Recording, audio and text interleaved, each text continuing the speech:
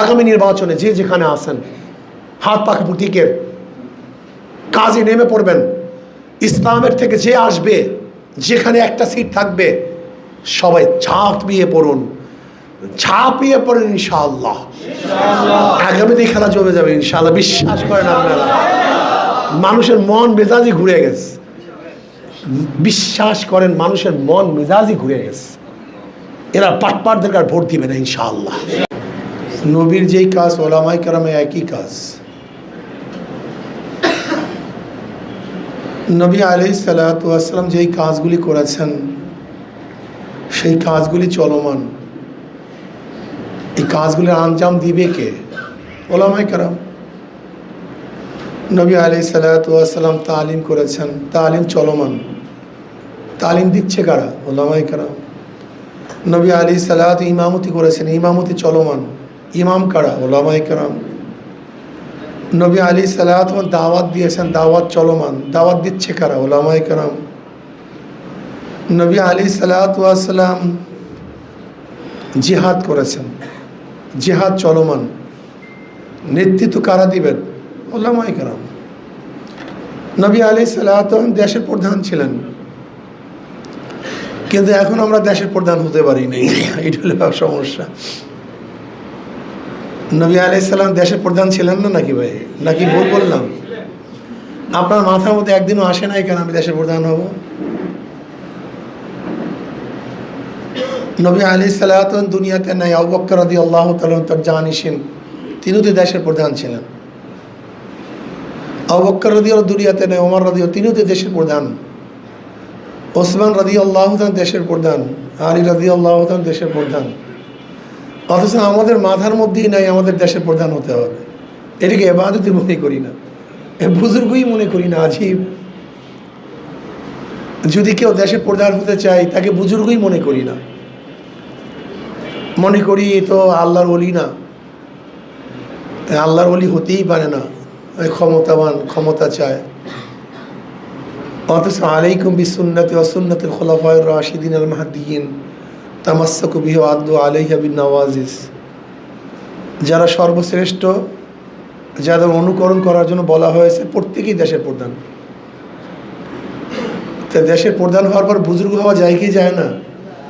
ওলি হওয়া যায় কি যায় না? মুআল্লিম হওয়া যায় কি যায় না? তা আপনি এরকে বিচ্ছিন্ন করছেন কেন? আপনি কি আরেকটা জিনিস দেখছেন? বাংলাদেশে বর্তমানে যারা নেতৃত্ব দিচ্ছে, রাজনৈতিক যারা নেতৃত্ব দিচ্ছে, ভাই আপনি বসেন তো ক্যামেরাওয়ালা, ভাই আপনি ডিস্টার্ব করেন না তো ভাই, এত লাগে না, বসেন, কথা শোনেন তো, বসেন, একটু কথা শোনেন, আমার জেহেন ছুটে যায়। আপনি দেখেন তো বর্তমানে বাংলাদেশে যারা নেতৃত্ব দিচ্ছে, ইসলামী রাজনীতির নেতৃত্ব দিচ্ছে, প্রত্যেকই ছাত্র জমানা থেকে রাজনীতির সাথে সম্পৃক্ত। তা আপনি যদি ছাত্র জমানার থেকে রাজনীতির সম্পৃক্ত না থাকেন, আপনি নেতৃত্ব দিবেন কিভাবে? কিন্তু যারা নেতৃত্ব দিতে চায় না, দেয় না, ছাত্র জীবন থেকে একজনও রাজনীতির সাথে সম্পৃক্ত না। তাজরাবা করছেন, একজন খেয়াল করছেন? আমাদের ভালো ছাত্রগুলি রাজনীতি করতে চায় না, অথচ সবচেয়ে মেধাবী ছাত্রদের কাজ হলো এটা। আমার মতো গভর্নমেন্টের কাজ কিন্তু এটা না।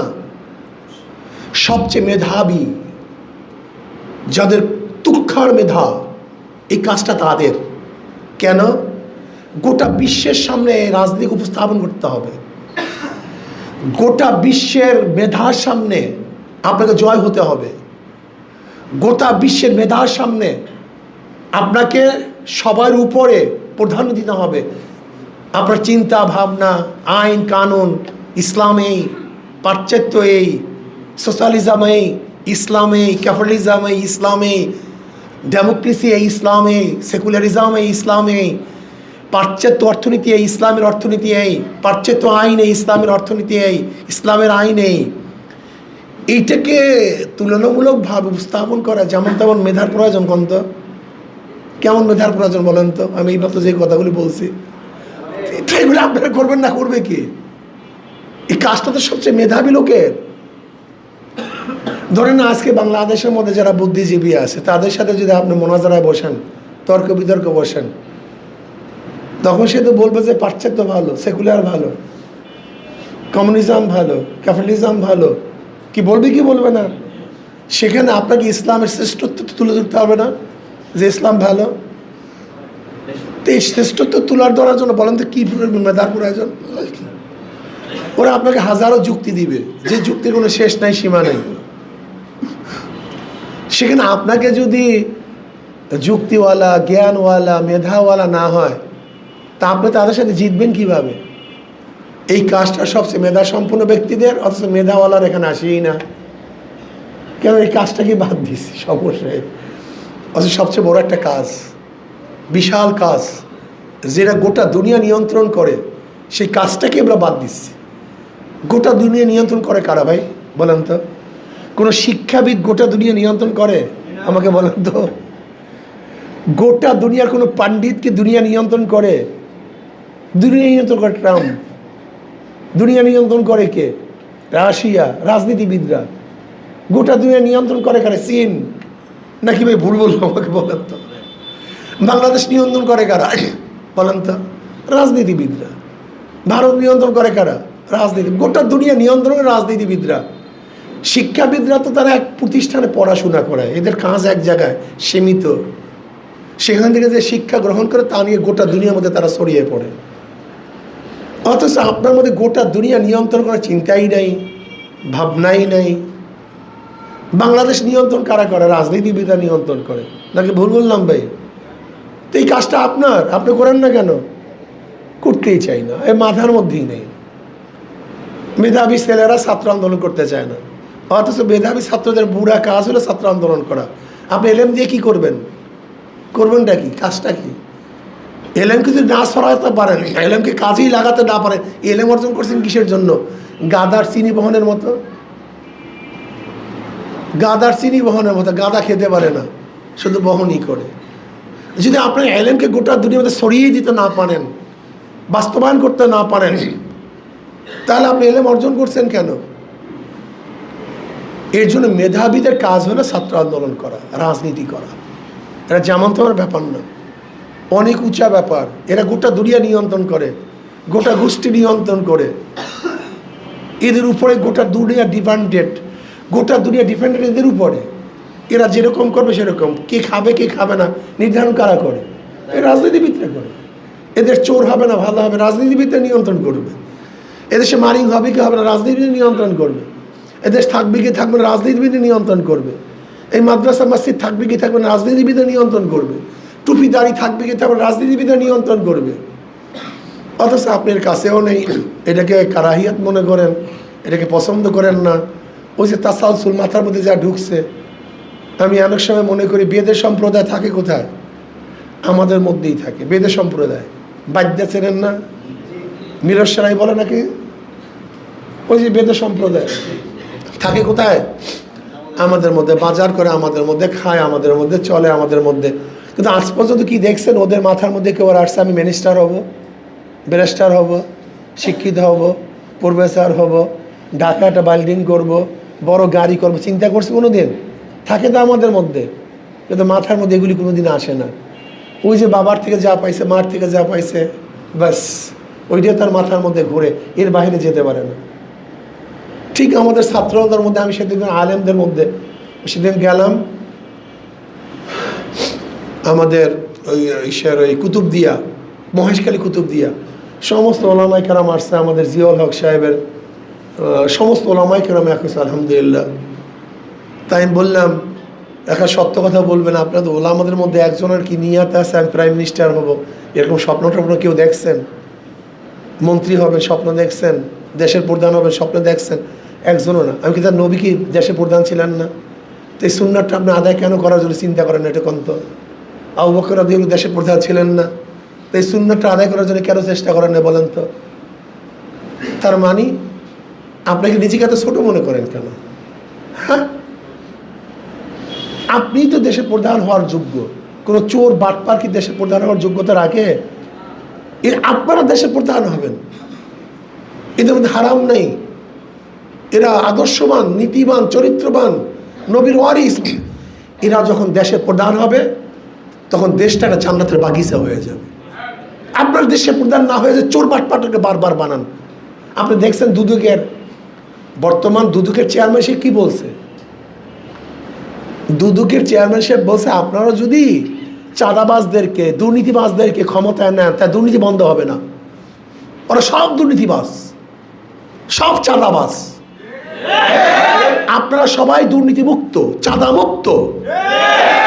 জীবনে কেউ আপনারা চাঁদা তোলেন নেই, দুর্নীতি করেন নেই।